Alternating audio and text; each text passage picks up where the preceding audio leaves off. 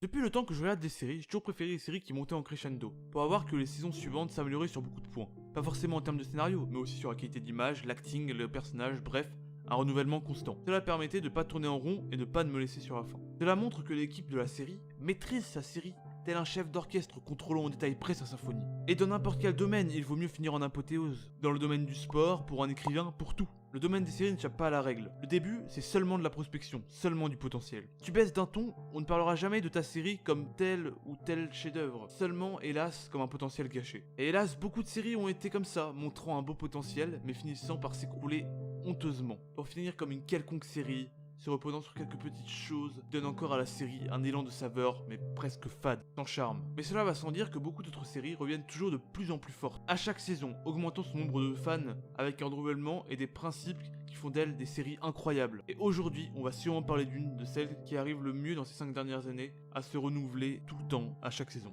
Donc bonjour à tous, my name is Blake, et aujourd'hui, allez chez le coiffeur pour faire votre plus beau dégradé, car aujourd'hui on va parler de Peaky Blinders.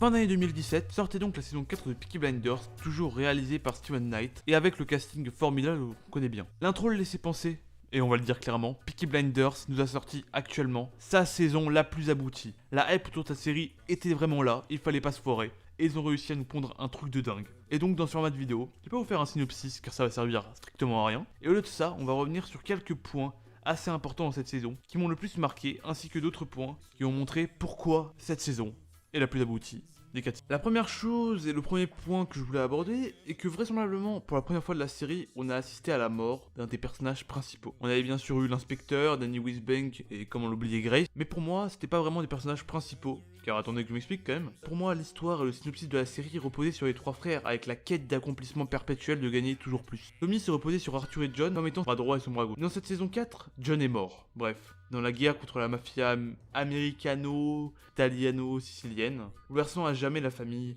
ainsi qu'un chamboulement dans toute la série comme ça n'avait jamais été fait avant. Même avec le cas de Grace. Mais c'est surtout sur le plan de l'action que tout change. Grace était sa femme et avec elle c'était surtout des scènes pour la plupart basées sur les sentiments amoureux. Alors que là on parle de John. Dans ce personnage, l'acteur Joe Cole nous a montré un personnage, j'ai envie de dire, très je m'en foutiste quoi, un peu orgueilleux, assez revanchard. On va dire même, je voulais dire presque très peu attachant et souvent dépassé mentalement, bah bien sûr par l'intelligence de Tommy quoi, Tommy qui est toujours un coup d'avance. Aussi une relation, c'est vraiment une relation en symbiose complète avec ses deux frères, surtout avec Arthur qui étaient deux frères dévoués. On va dire souvent dépassé par Tommy qui avait deux coups d'avance, surtout de toute façon. Mais John est mort, et cela a été très bien fait par les scénaristes. Il n'y a pas eu 40 000 scènes sur John qui pouvaient nous faire envisager de pire. Le truc intense est bien foutu, ça a toujours réussi à la série de toute façon. Des scènes courtes mais intenses, où tu es à la fois déconnecté de la série, mais aussi à fond, enfin je sais pas comment l'expliquer, mais bref, vous devez voir ce que je voulais dire. À fond sur la scène quoi, t'es vraiment plus dans ton état. Je pense aussi que le moment a été bien choisi pour tuer ce personnage important, pour laisser s'exprimer d'autres personnages qui commençaient à prendre de la place, comme Michael, ou même d'autres potentiels futurs personnages qui pourraient être importants, comme Abraham Agold, dont on va reparler plus tard, ou de moindre mesure Finn, le plus petit frère des Shelby. Ça a aussi permis à la saison de nous mettre dans un mood, j'ai envie de dire presque de vengeance, mode vengeance activé quoi. On voulait voir la guerre, niquer quelques Italiens quoi. C'est pour ça que sur le fait de tuer des personnages importants, c'est bien, car ça permet aux épisodes qui suivent d'être dans une sorte de hype, de curiosité, de comment ça va se passer ensuite, bref, que du bonus. Et ça sert aussi à masquer quelques défauts dans les séries. Ça peut aider, je sais pas, on va dire à rester sur la hype de la mort et la sympathie du personnage pour un peu cacher, on va dire, quelques petits problèmes qu'il peut y avoir dans la série. Comme par exemple une série qui tue son personnage principal et dont je pense qu'on va sûrement parler dans pas longtemps d'ailleurs. Mais dans Peaky Blinders, c'est toujours très propre et ça donne une bonne transition. Car si la mort des personnages sert à faire avancer une série, l'évolution du personnage est aussi très important. Et c'est ça où Peaky Blinders y arrive le mieux. Pour moi, personnellement, ils y arrivent à merveille.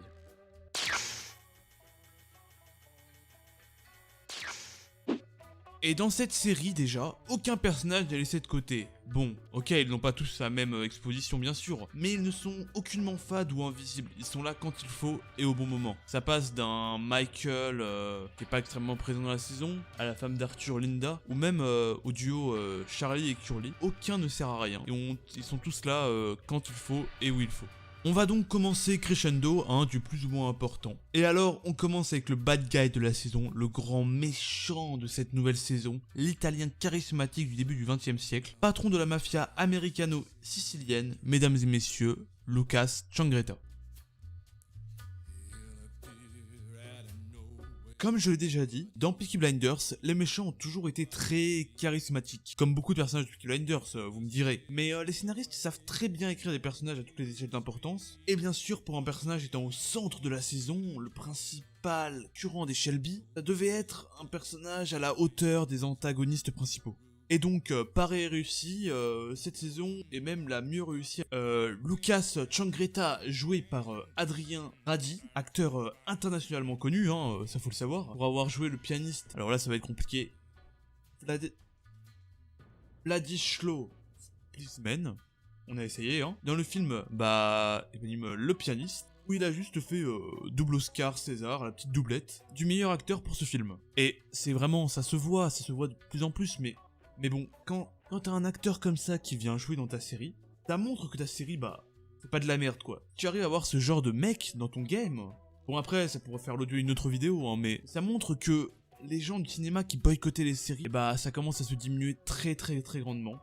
Et c'est un très bon sujet, donc possible que ça pour une autre vidéo, mais ne nous égarons pas. On a donc Lucas Changretta, le personnage méchant de la série, et premier truc que l'on peut dire, c'est son charisme, putain, franchement. Le mec en déborde de chaque côté, quoi. C'est le vrai premier rival de Tommy, vraiment. Et, on va dire c'est vraiment son alter ego, le mec, même âge, chef d'un gang, limite mafia, presque la même façon d'être que notre leader Shelby. Et ça, c'était vraiment stylé, car, bref, même si c'était une vendetta, quoi, on va dire l'intrigue principale de la saison, on voyait que c'était vraiment une guerre entre deux personnes, quoi, un fight de grand homme de cette série, Lucas versus Thomas. Et au-delà de ça, on a surtout grâce à ce personnage une dynamique inconnue dans cette série. La vendetta, ou comme dit préalablement, le personnage meurt, c'est la guerre, le type de Lucas, père est mort, Tom a perdu son frère, et l'une des meilleures scènes de la saison, c'est quand il y a Lucas Changretta et quand ils se rencontrent tous les deux dans le bureau de l'usine. Cette scène, elle est incroyable, la tension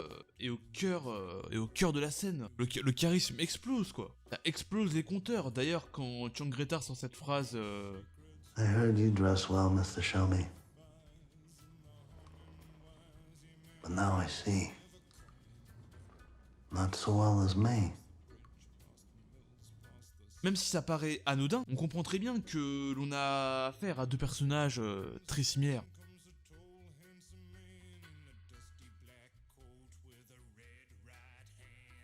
Survive.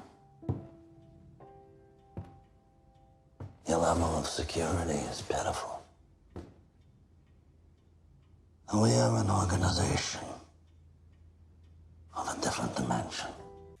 Et donc, personnellement, avec tout ce que j'ai évoqué, ce personnage a l'acting incroyable, entre très très bien dans mes personnages préférés de la série, ainsi qu'un des bad guys les plus charismatiques que j'ai pu apprécier et voir, toutes séries confondues. Et deuxième personnage, et non des moindres, lui aussi, Mr. Gypsy, aka Abraham Gold, aka Peter Baelish, aka Littlefinger, aka un des meilleurs acteurs quand son putain de personnage continue à être bien écrit. Donc coucou mes amis scénaristes de Game of Thrones, mais quand on a un acteur comme Aidan Gillen, et qu'on laisse tomber son personnage comme une merde, on peut le dire, donc normal que le personnage meure de façon merdique, car bon, forcément quand on n'écrit plus un personnage d'une bonne manière, forcément après il tombe dans de la merde tout simplement. Mais bon, c'est pas plus mal pour l'acteur, car dans Peaky Blinders, il incarne très bien un gitan avec des manières assez sauvages.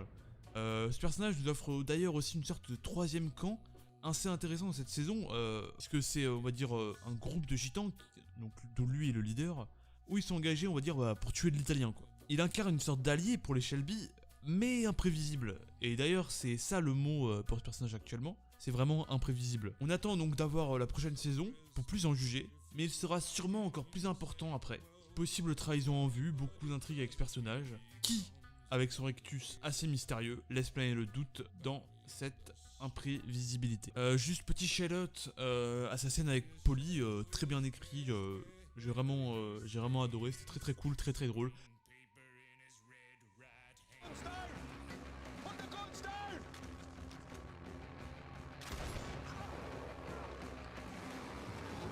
Et on passe maintenant à Jessie Eden, la nouvelle communiste de la série et aussi l'énième intrigue amoureuse, voire d'amour de Tommy. Donc pas vraiment grand chose à dire sur le personnage, bien que ce qu'elle amène en soi tout un tas de trucs assez importants grâce à son statut, on va dire, de communiste à Birmingham, ainsi que des souvenirs de Tommy et des précisions sur son passé. Même si j'en dis pas grand chose sur Jessie Eden, on a quand même eu quelques belles scènes avec elle, comme la belle musique de Bye Bye Blackbird. Blackbird, blackbird, singing the blues all day, right outside of my door. Blackbird, blackbird, why do you sit and say, there's no sunshine in store? Il nous a entraîné sur une belle danse entre Jessie Eden et Tommy Shelby, pour finir sur une scène un peu plus intime, mais bref, passons. En tout cas, on est sûr de la revoir dans un possible amour permanent dans la saison 5, pour notre plus grand plaisir. Hein. Bon, maintenant on va passer de façon assez globale sur les personnages qui étaient déjà là avant cette saison 4. Globalement, Tommy, Arthur, Ada, Polly, Michael, Lizzie, Linda, bref, tous les personnages importants pour moi ont bien évolué. Généralement, plus les saisons passent et plus on adapte les personnages qui sont déjà là depuis longtemps à une sorte d'affectation entre le personnage et les viewers, ainsi qu'une prise d'importance. Et avec l'arrivée de cette saison, vu que c'est sûr et certain que c'est une série où les personnages sont super bien écrits dans leur évolution due aux actes passés, et on a donc avec tous ces personnages une bonne progression, puisqu'on ne retrouve aucune incohérence sur leur comportement au vu de la fin de la saison 3. On a aussi donc pu les voir encore plus à l'écran pour voir leurs habitudes et tout le bazar. Et donc du coup ça nous donne des personnages toujours meilleurs qui suivent bien la continuité de la série. Mention spéciale quand même à Alfie Solomons, interprété par Tom Hardy, qui est un monstre de charisme et d'acting à sa manière, qui fait une saison. Globalement on le voit surtout sur la fin quoi, mais grâce à ses blagues, son discours, fait avec Tommy, toujours sur des sujets importants mais complètement à côté de la plaque, faisant de grands détours dans ses phrases pour pas grand chose. Mais c'est pour ça qu'on l'aime quoi, c'est pour ça que moi en tout cas je l'aime, car c'est un personnage qui n'a pas besoin d'avoir beaucoup de scènes, des centaines d'apparitions pour crever l'écran. Il en a besoin que à certains moments et ça aide toujours et ça fait toujours du bien. Tom Hardy de toute façon un très bon acteur, vous pourrez le retrouver dans Taboo, une série produite aussi par Steven Knight. Et oui, Steven Knight, donc le réalisateur de Peaky Blinders, donc vous pouvez foncer. Et du coup, encore un autre gros shout-out à une des dernières scènes de la saison, Tommy versus Solomon. Sur la plage, dans un mélange de comédie et de surprise, on a assisté à une des plus belles scènes de la série, très clairement. On peut se demander ce que se serait passé si Tommy, mais je ne préfère pas le savoir pour moi. Et pour continuer dans notre lancée, parlons maintenant de pourquoi cette saison 4 est la meilleure saison tout simplement de Peaky Blinders. Eh bien, simplement, car cette fois-ci, le contexte de la saison est une des plus intéressantes, mon cher Jamy. En effet, j'y reviens encore, mais grâce à la vendetta, mais aussi au fait qu'on retrouve plusieurs intrigues, on va dire sur plusieurs fronts, plusieurs intrigues. Donc la révolte ouvrière, tension dans la famille Shelby, le combat de boxe, bref, tous ces événements qui se rassemblent à la fin et donnent de belles intrigues et un dénouement final exceptionnel. On peut grâce à ça voir chaque personnage là où il faut, quand il faut, dans une organisation optimale, le tout mené par Tommy, jonglant entre chaque intrigue majeure ou mineure, le tout emmené par des scènes époustouflantes. Pour le combat de boxe, et bien sûr les nombreuses scènes avec Gold et Solomons, la révolution, la scène chez Eden, ainsi que les superbes scènes de la vendetta comme le piège tendu à Arthur, les tirs dans le bâtiment, bref, voilà, pour en revenir à des tonnes de scènes époustouflantes, parfaitement maîtrisé, comme j'ai déjà pu en parler précédemment. On a le droit à une saison encore plus sombre et ça fait plaisir. Et on finit donc la vidéo sur ce petit point visuel, merci de m'avoir écouté. J'espère que vous serez indulgents, c'est ma première vidéo, quand même je sais que je m'améliorerai au fil du temps. Dites-moi dans les commentaires si vous avez apprécié le contenu. Je prends bien sûr tous les paragraphes argumentés visant à m'améliorer, hein, bien sûr, ça y a pas de souci. Que ce soit négatif ou positif, je prends. Et donc voilà, du coup, pour donner un petit mot pour Peaky Blinders, j'espère que vous aurez compris pourquoi je dis, et même si c'est quand même l'état d'esprit de beaucoup de monde en disant que c'est la meilleure saison, c'est que quand on a des scénaristes, quand on a, on va dire, dans tous les points où tout va bien, on a presque rien, aucun problème quoi. Tout va bien, tout se passe bien, tout augmente comme prévu, comme je l'ai dit au début dans mon intro. Sur une phase de progression, on augmente à chaque saison. Et donc forcément, là avec une saison 4 aussi travaillée sur tous les fronts, bah